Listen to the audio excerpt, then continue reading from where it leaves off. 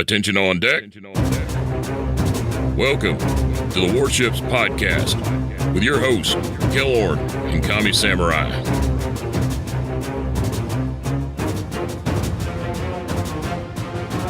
Hello and welcome to episode 16 of the Warships Podcast. Today we'll be discussing the major changes from patch 0.5.15. We don't have any guests today, and it's only Kami and I, so it's kind of back to kind of our old school podcast, but we have a lot of content to cover, and we're hoping that you guys will enjoy it. Next week, we're going to have a special episode in honor of December 7th, the Pearl Harbor Day, so look forward to that. Just one last thing, we sort of have a guest today. My son is actually with us in my recording studio, so I apologize for that if you hear him, but he is definitely our guest today. So Kami, let's start out with the new campaign mode. What have your thoughts been so far about how it adds to the game, and is it something that players should have looked forward to for a long time? Yeah, I really like the campaign mode. It adds more to just playing the game. Things that you would normally do. Sink a cruiser, or hit main battery shells on ships. I mean, those are things you do every game anyway. So it just adds. Now you get a reward for doing it, which I think is awesome. And there's a lot of rewards that are some people don't have. A lot of detonation flags. Some people need credit, some people need free XP, and I think it just adds a whole new dynamic to the game that helps not just the veteran players but the new players. It might encourage new players to play more. It might encourage new players to try new things.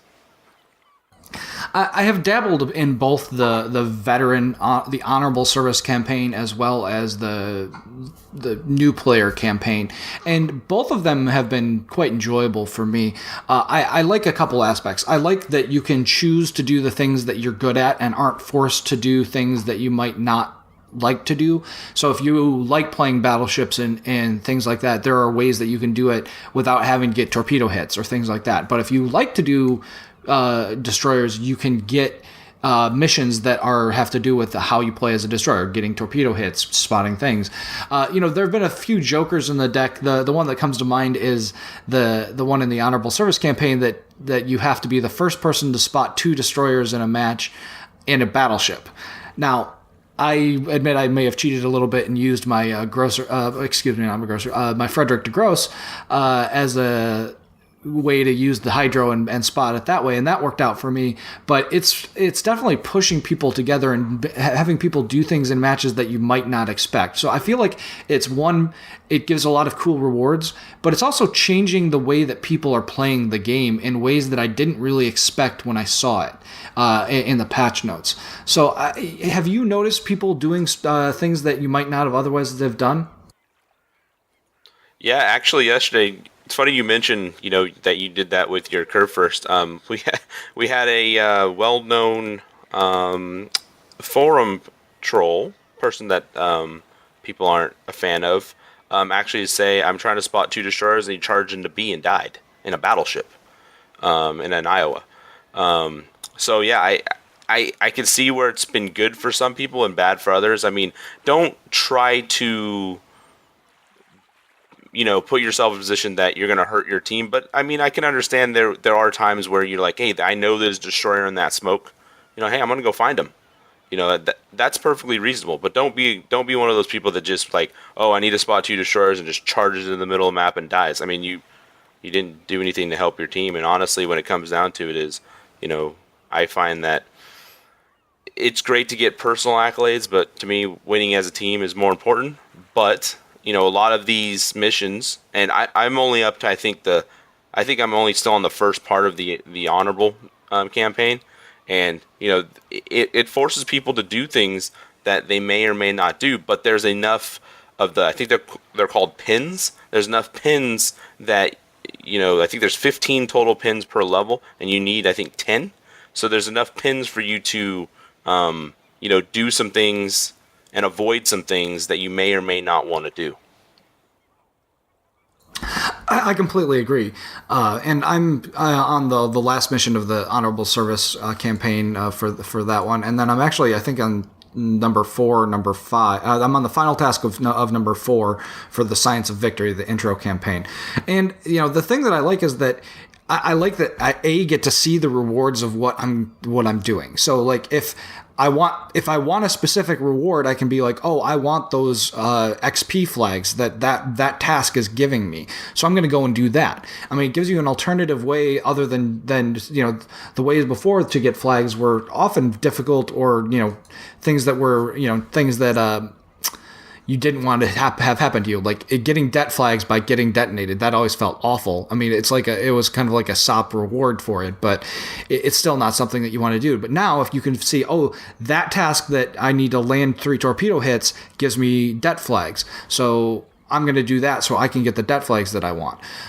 So I think it's adding a layer of complexity to the game that's fantastic. The other thing that I noticed is that because the Honorable Service campaign, it requires you to be in tier 8 to 10 ships, and then there's this weird synergy that's going on with they offer. You remember a couple weeks ago we talked about how when they offered the tier 10 permanent camouflages, that I didn't think that was enough of something to increase the level of tier 10 gameplay, but those camouflages plus these Honorable Service has seen a skyrocketing number of tier 10 ships in the game.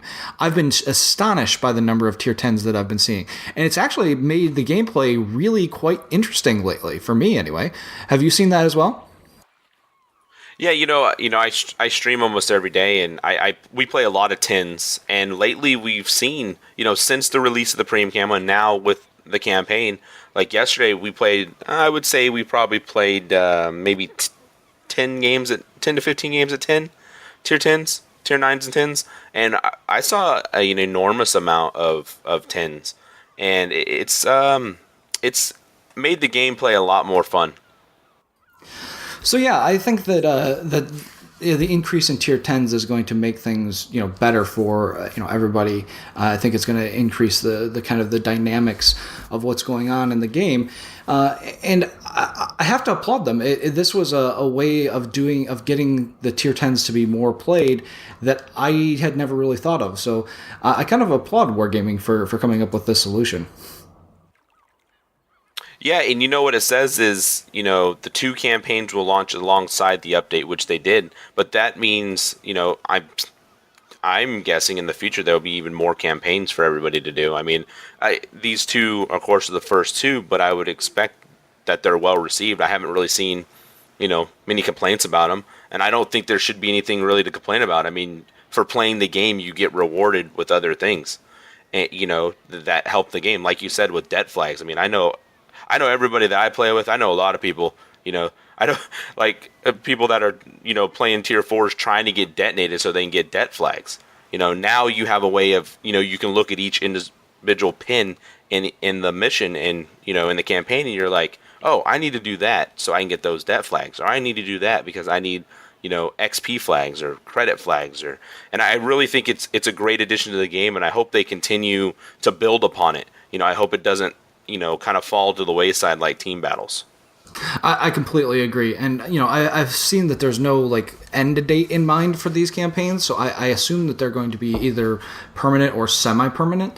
So I think that's great. I hope that they have future things as well. And I think that the rewards that they're offering, for the new player campaign, 7 days of premium time is not a bad reward for the difficulty level, and to be able to get a ship that you can't get any other way as the reward for the Honorable Service campaign, those are the level of rewards that I kind of expect for the difficulty of what you're doing in game. So, I think that's great. I think it's a huge, great addition to the game. Yeah, I agree, man. It's a great way to get people to, not necessarily try new things, but be rewarded for what they already do, and it allows them to branch out if they want to. I've seen people like, I don't want to do the CV part of it, or I don't want to do, the division part of it. But I mean, it allows you to mix and match and figure out, what you want to do. And I think that's the best part, is you don't have to do everything to move on to the next step, but you do have to do some things that, may be a little bit more difficult than just, booting up the game and playing it. I completely agree. I wanted to pass on a couple of cautions that I kind of have learned through playing the games. One is you can drop any of your tasks at any time, but you will lose the progress. And actually, I was really impressed that they actually put up a little alert box that says, by dropping this task, you will lose progress. So I think that's good game design on Wargaming's part. The other thing to keep that I found out the hard way is that if you have to have the task in your tasks in progress when you start a battle for it to count. So if you die in a battle, leave that battle, and then add a task to your campaign list, you won't get any progress updates from the battle that you died in. Does that make sense, Kami?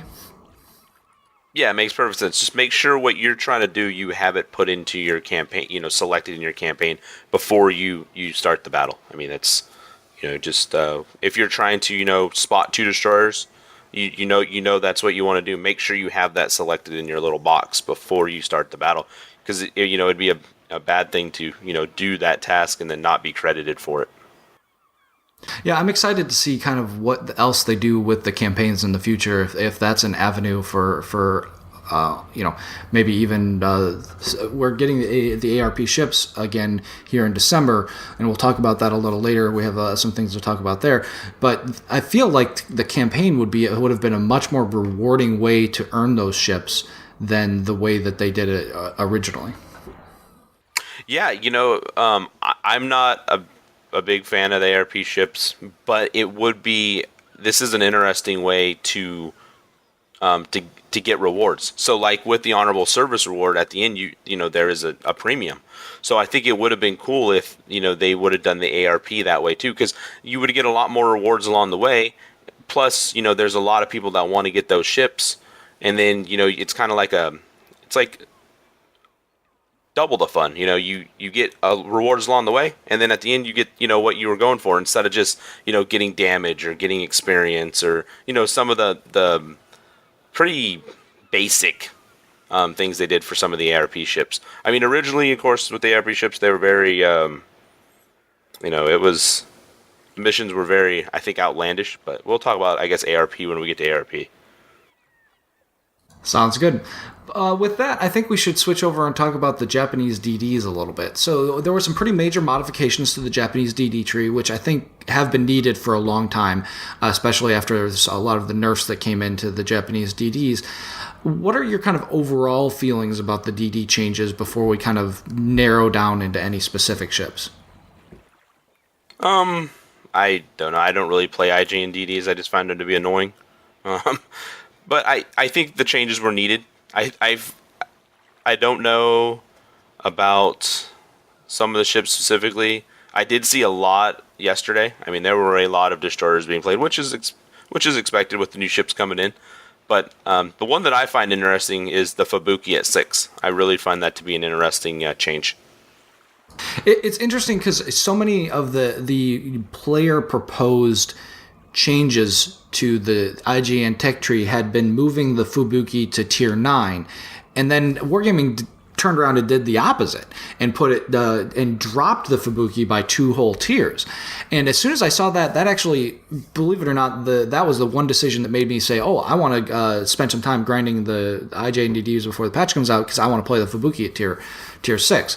So for our listeners who haven't been aware of what was happening, the Mutsuki was moved to tier 5. The Fubuki was moved to tier 6, and the Hatsuharu was moved to tier 6. And there are 2 separate lines. And the main line is now the Mutsuki, the Fubuki, the Akatsuki, the Kagero, which moved from tier 9 to tier 8, the Yugamo, and the Shimakaze. And the alternative line starts at tier 5 with the Minakaze, tier 6 Hatsuharu, the tier 7 Shiratsuyu, and the tier 8 Akizuki. Now, let's talk about the Fubuki just a little bit before we, I think, first. So, the Fubuki loses its faster torps, but it keeps its 2 turrets of guns, which are far and away better than the old Mutsuki guns at tier 6. And it has 9 torps that are essentially the old Mutsuki torps. They're the 57 knot 10 kilometer torps. those are relatively slow, but with 10-kilometer range and a 6.1 detection on the Fubuki, that's a pretty strong ship at Tier 6 now. I think it's going to be one of those ones that's very difficult for people to deal with. Yeah, the Fubuki, I every time I ran into them at Tier 8, I just kind of laughed. I'm like, whatever. But at Tier 6, where there are less players that are skilled at the game yet, I think that if you're... Now, don't do this, but I mean, if you're looking to club, I really think the Fubuki is a good ship to club in. I mean, you get 9 torps. And see, the one thing I like about the Fubuki that I also liked about the old Minakaze was you have 3 different racks of torps. With like the Hatsu, Haru, and the Mutsuki, or whatever you want to call it, the Mutsuki. You only had the 2 racks, and I think the 3rd rack is very important. And I think it adds a lot to Tier 6. It's going to be, and with that low detection range at that tier, I mean, that's good. I mean, it's going to, and the guns are good. And don't be afraid of, see, here we go. The one thing that bugs me the most about IGN DD drivers is people that don't use their guns. I mean, I've seen so many times where, there'll be a low health DD on their other team, and you have a full health DD, and they just don't shoot them, and they still try to torp them. It's okay to use your guns. You have them for a reason. So it's funny you talk about the guns. So let's talk about the gunboat DDs. There's a lot of people. I say that in quotes, air quotes. So a lot of people are talking about the alternative Japanese line, calling it the gunboat line. And the only one that really is a gunboat, in my opinion, is the Aikizuki.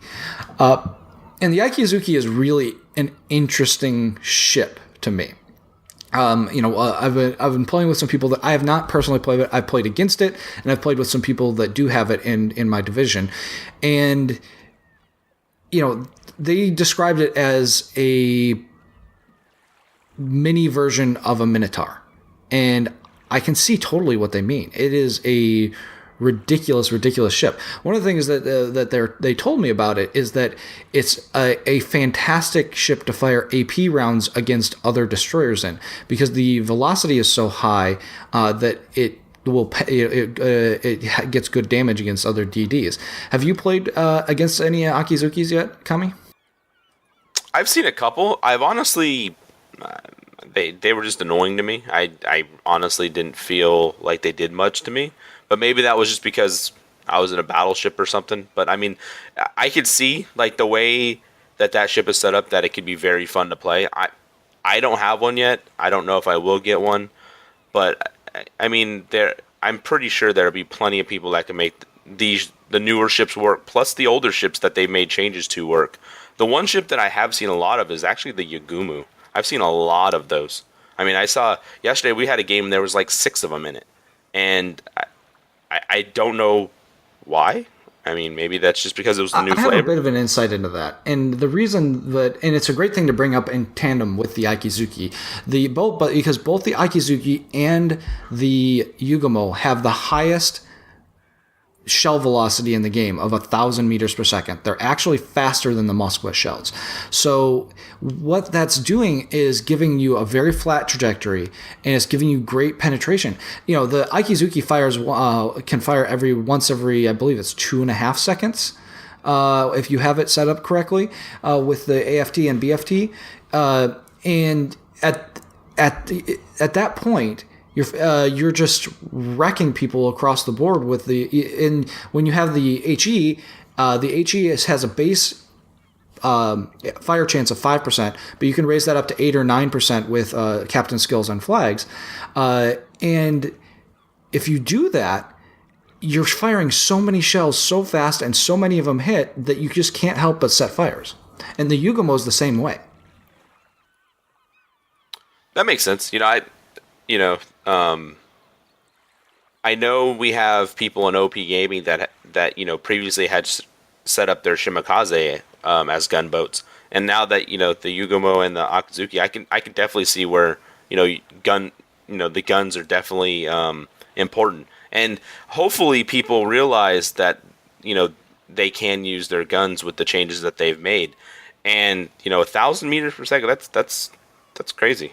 That I didn't know that. I didn't really look into the details of any of the ships because I kind of just ignored them. Maybe because I was already, to the Shima, and I didn't really, think about buying any of these new ships. Well, I apologize. The Yugumo is only 915 meters per second, which is pretty ridiculous. The Akizuki is the only one with 1,000. But either way, I've seen a lot of Yugumo captains using their guns and using them very effectively. I've been very impressed. Yeah, I ran into some good ones. We ran into one I think yesterday that was stealth firing. Very annoying. When you're getting stealth fired by that, and then there was gearing that was stealth firing.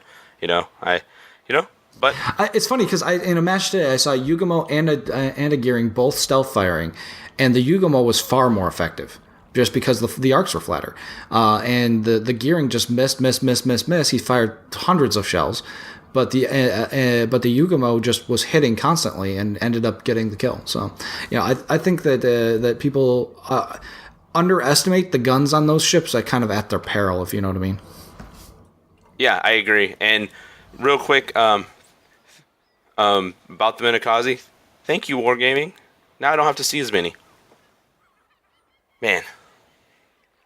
Because I think the Minakaze, out of all the ships, I think the Minakaze got hit the hardest. Lost the good torps. Yeah, I mean, the Minakaze is what it is. I mean, it used to be very, very strong, and it had been nerfed compared to where it was in closed beta. In closed beta, with the 10-kilometer torps it had, it was just ridiculous. I mean, you could kill anything at any. I mean, you could club so hard in a Minakaze. The changes to the matchmaker have really been affecting how good ships are. I used to play a lot of tier 6s, but tier 6 is a really hard tier to be at right now, and it's because you're pretty consistently being up tiered to 8s. Yeah, I agree. Yesterday we played 2 6s games, and they were both 8s games.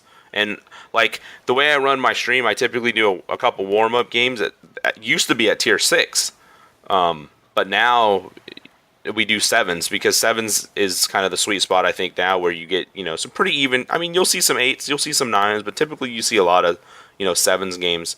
And the way the matchmakers, I really can't recommend playing 6s if you played them for fun.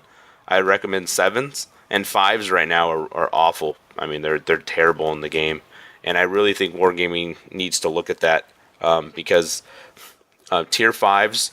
I mean, think about it. When I was playing my Saipan yesterday, going up against New York's, I mean, that's not fair. No, it's not. And I felt bad about torping the New York because there's nothing he can do about it. He's in a tier 5, I'm in a tier 7, but he's seeing tier 9 planes. I mean, what is he supposed to do? And I honestly feel like maybe they should just, I don't know. There's been a lot of talk about matchmaking. We can talk about that some other day, but it's just enjoy the new Japanese ships and, don't be afraid to use your guns. Alrighty. Well, let's move on to the next topic real quick, and that's the dynamic divisions. Now, I have to say that I am really impressed by the way that Wargaming has rolled these dynamic divisions out. I think there's some really excellent features in kind of how they did it. I especially like that you can form divisions while you're in the game. I like that those divisions will stay if you leave the game together, and I like that you instantly get access to the voice chat in game for that. Now, you and I, we tend to do our divisioning with our clanmates on our TeamSpeak server, but for people that don't have access to that kind of thing, I think it's freaking amazing that a Wargaming has found a way that people can play together just by a few clicks within a game. Yes, the dynamic division is a great added feature. And yeah, like you said, we tend to division with our buddies or our clanmates, but I mean, this is a way for people to meet. There's always been the one thing that we've always said that Wargaming needs to do a better job is having players connect with other players, and this is an awesome way of doing it. Not only does it include the voice chat, but I mean, you may see a player, you're like, hey, that guy knows what he's doing. I want to learn something from that guy. And now here you have an opportunity that you can, division with that person. You may not know who it is, but now it's a way that you can meet new people. And I think that's a great addition to, the game and helping the game grow by having people people meet new people. And I think it's a way for people to have more fun together rather than, playing Warships alone. I do it from time to time and listen to music or whatever, but it's not my favorite way to play World of Warships. My favorite way to play World of Warships is with other people where we're working together. And I know that you feel the same way because you do it on your stream, and that's pretty much the only way you play anymore. But, I've always felt lucky that I've had access to ways to do that and to show people ways to do that without having to have out of game things. That's really a really important step in the right direction for the game, combined with the fact that clans are going to start getting rolled out here. Yeah, and the way I look at it is, why play a team game by yourself? And I think this will further reinforce people to want to learn the correct way to play the game and to play the game correctly with other people. Now, the one thing about the divisions that might come up is you might have some people that are unsavory characters get together, But honestly, most people on this game, they try their best and they want to get better at the game. I think that's what I want to believe. We have seen some people that don't, but this is a way for a big step for wargaming to allow the people to division with other people. I think that's great. And the voice chat thing, I've never used the in-game voice chat, but some people have said it's pretty good. But I think this is a good thing, a good step in the game. I completely agree, and I tried out the in-game voice chat once just to try it to see what it was like, and it's perfectly functional. You don't need a whole lot. It's pretty lightweight, which I think is exactly what you want for an in-game type of voice chat. So, but yeah, I encourage people to reach out to other people on your team, invite them to divisions. Don't play alone. Learn from people. Find groups of people to play with because you'll have a lot more fun that way. Yep. Warships is a team game, and you should definitely. If you don't play with other people, this is a good opportunity to try it. You may be a person that doesn't like interacting with other people. You might just like to be a solo warrior, which is fine. But I would definitely recommend it. Give it a shot. You may find that divisioning and meeting some new people and teaming up is the best way to play this game. And I have. I've played 7,000 games. I think I crossed yesterday. And honestly, I've played, I think, 200 solo because, in my opinion, it's not even about the stats. It's more about I like to play the game with people, that I have the same mindset with, that we want to win, and that's my feeling on the game. And this is a way that you might meet some other people that have the same mindset that you have. Completely agree. So the one last little thing in the patch notes is a couple of container changes. The way that super containers work specifically. And the way that they changed it is that it will now take into account what ships you already own. So it won't try and give you a premium ship that you already own out of a super container. It will only give you ones that you don't own. So one of the interesting things that I find about this, and there's kind of the inside joke in OP Gaming, is that the people that purchased the $400 package for Black Friday are whales, which I think is a pretty hilarious affectation. But those people have very few ships left to get out of super containers, and frankly, the ships that they have left to get out of those super containers are pretty overpowered. So if you did do that, you have what? The Flint, the Imperator Nikolai, and the Gremyashki as the only ones that you can get left out of a super container. Am I correct, Kami? I didn't even know you can get the Flint out of a super container. I thought you can only get it from ranked. I may be wrong about the Flint, but I know you can get Gremmys and the Nikolais out of the containers. Correct, you can.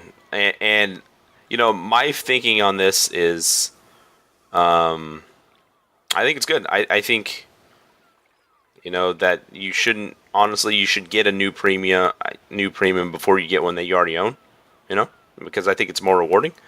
But I don't know.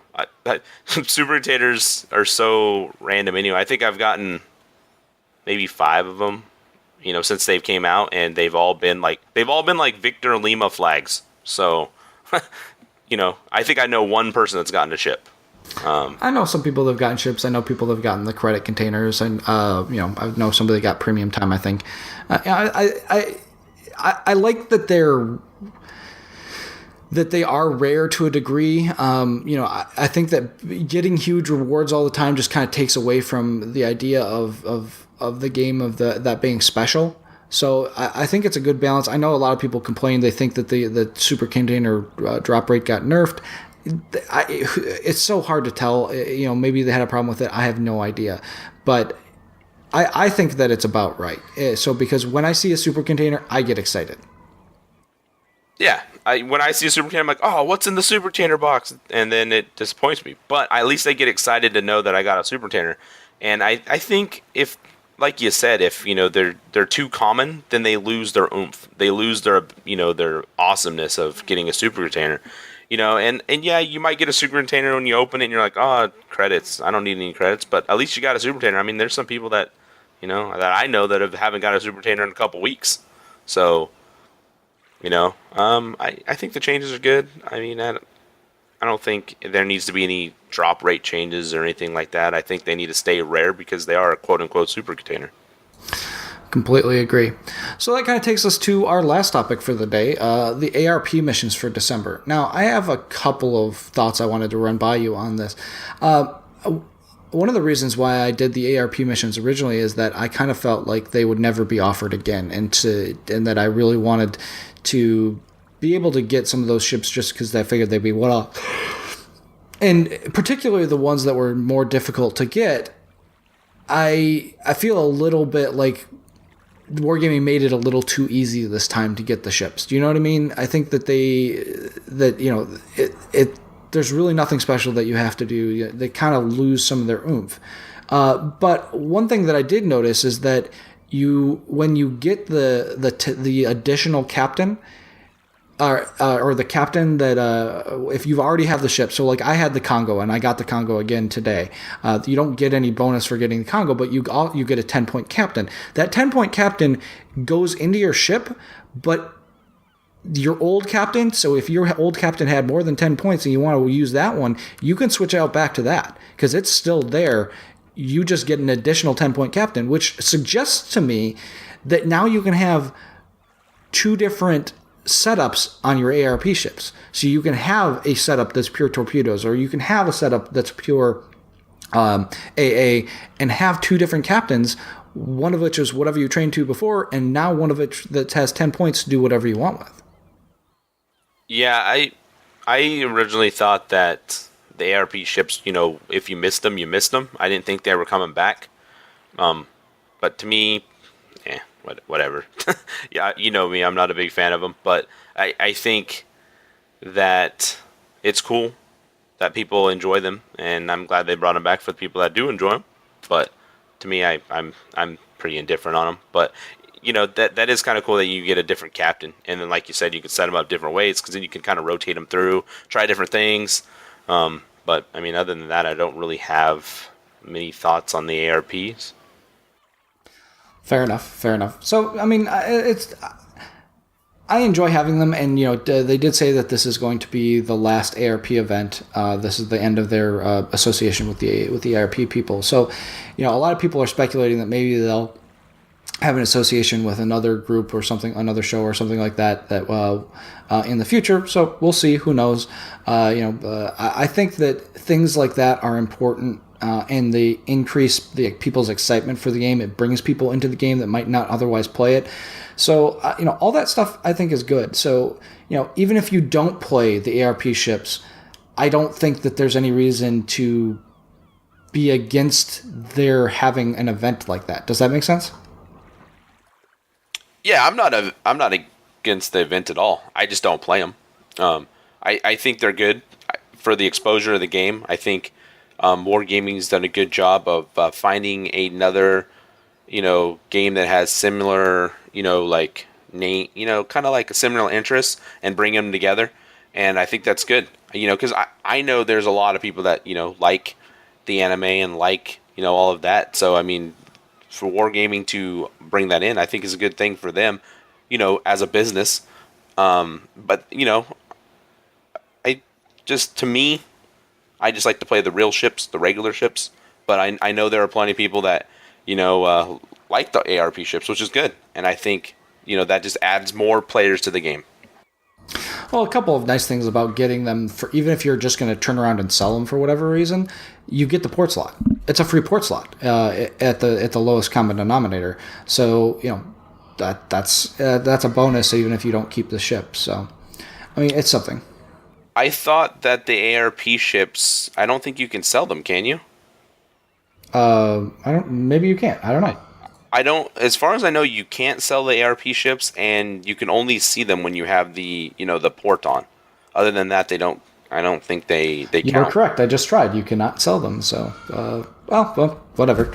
Then I guess there's just no negative rather than any positive.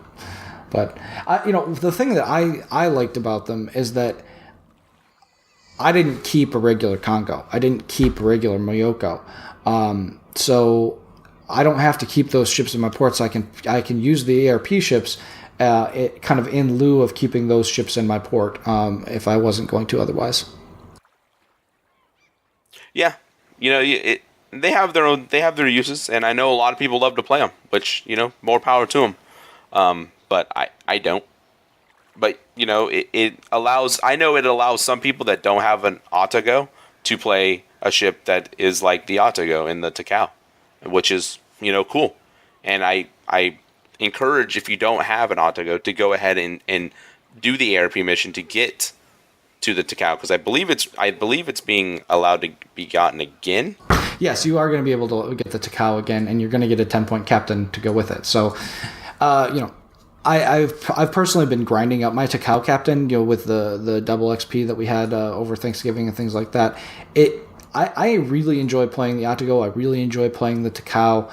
I think it's a really cool looking ship, and I'm trying to get to the 15-point captain with it. I've only got a couple points to go, but it's just fun to play, and it's worthwhile to play, in my opinion. Yeah, and it just adds a whole like we've been talking about the whole cast is, it just adds a new dimension to the game. The ARP ships, the new Japanese ships, the camp.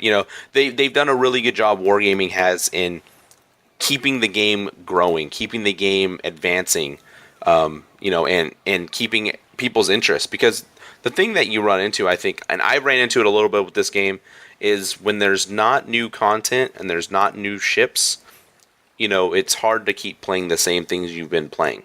And I think they've done a really good job of releasing new content in on a timetable that is allowing people to keep their interest. I completely agree. So, alrighty, well, I think that was all that we had on the table for this week. So, pretty short episode for us. But next week, we are excited to tell you that we have been in contact with the Nimitz Pacific War Museum in Fredericksburg, Texas. And I will actually be traveling there next week to talk with their museum director for Pearl Harbor Day. So we will probably have an episode that's going to be pretty heavy on the history. So we're really looking forward to having him on the show, and you guys all have something to look forward to for next week. Is there anything, Kami, that you want them to look forward to from your channel? One thing in the patch notes, it says Bastion game mode has been temporarily switched off due to technical issues with buildings parameters. That's a lie, because I played Bastion 3 times yesterday. But on the topic of next week's cast, it's going to be awesome. Kalorn's going to get to meet him in person. We're going to have, it's going to be an awesome episode of history. And, that's something that I love. I love, naval history. I love military history in general. And this is going to be a cool episode. In relation to my stream, everybody knows the address, twitch.tv/KamiSamurai. Come hang out. We will be doing a Christmas giveaway on the stream. I don't know a date for that. Once we get a little bit closer, we'll announce the date. But there's going to be, as people call me, Kami Claus will be back in action. But just enjoy the cast. If you haven't listened to the previous ones, there's a lot of good content. Listen to those ones, and we will see you next week. And as always, you can reach out to us at Warships Podcast on Twitter, as well as in our forum posts and on Facebook. If you have questions for us, last week we did an entire episode on questions and answers for the podcast. Please feel free to post in any of those locations with questions for us, and we'll try and answer them on the show. Have a good one.